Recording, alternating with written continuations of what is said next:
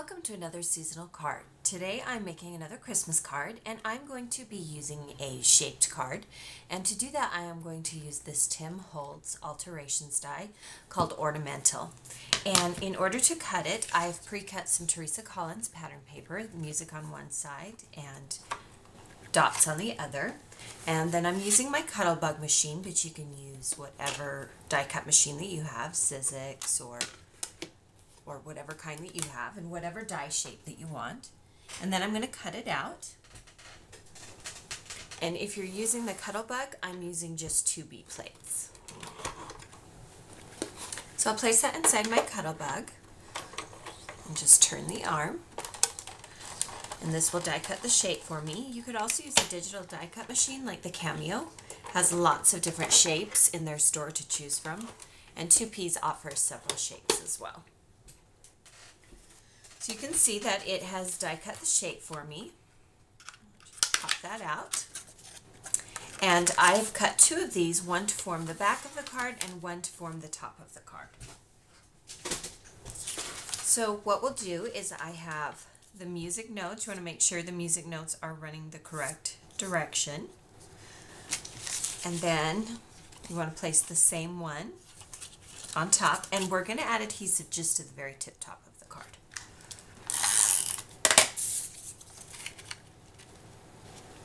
Now, when you open this card, you could use a scoring tool to fold back just the very, very, very top of this card. So that will be the card opening.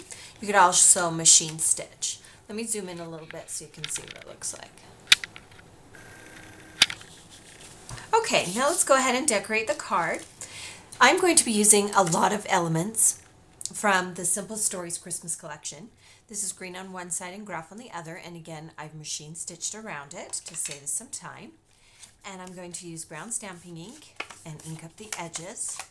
Distress stamping ink works great for this. You could also do a red to match the card or a green as an opposite color. And we will go ahead and adhere that to our card front. Center that on there. And then once again, I'm going to use the Canson photo corners that are self-adhesive in each corner. Craft is a great neutral for any card, especially with this Simple Stories collection. It's very earthy and very neutral. So these craft photo corners work great.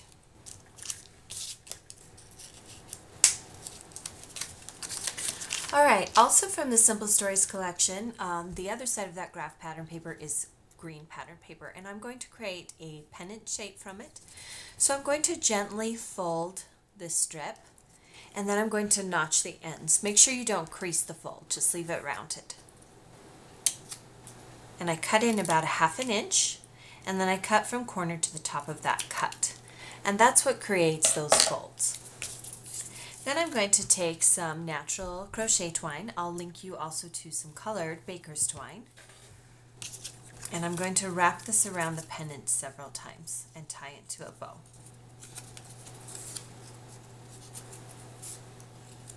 So I usually do it about 3 times. Leave enough of the twine at the end so you can tie a bow. And then go ahead and adhere that to your card, and we'll tie the bow up once it's been adhered to the card. So right across the center of the card.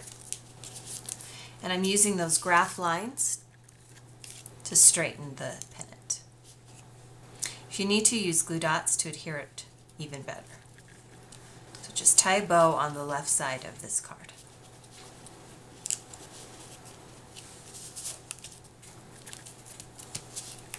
Alright, now I'm going to be using stickers from the Simple Stories collection, and when I'm creating something I usually cut the sticker from the sticker sheet. Let me show you the sticker sheet. There are so many elements on this sticker sheet. You could make so many different cards just from this one element sticker sheet. But I pre-cut them out so I can move them around, see what I like.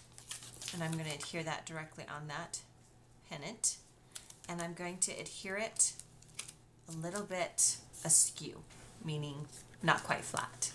And then I'm going to use this Darling Christmas Tree sticker, also from that sticker sheet.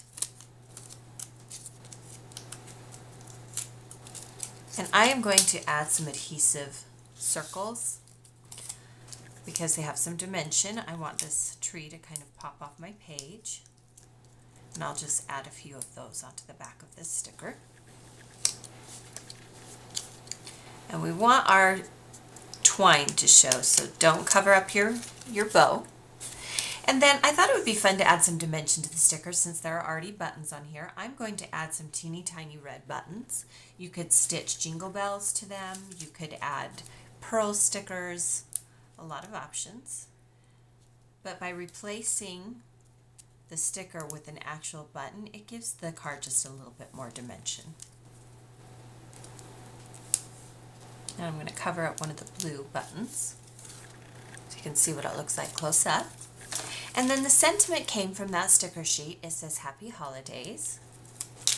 And I'm not going to use the entire sentiment, so I'm going to cut off part of the sticker.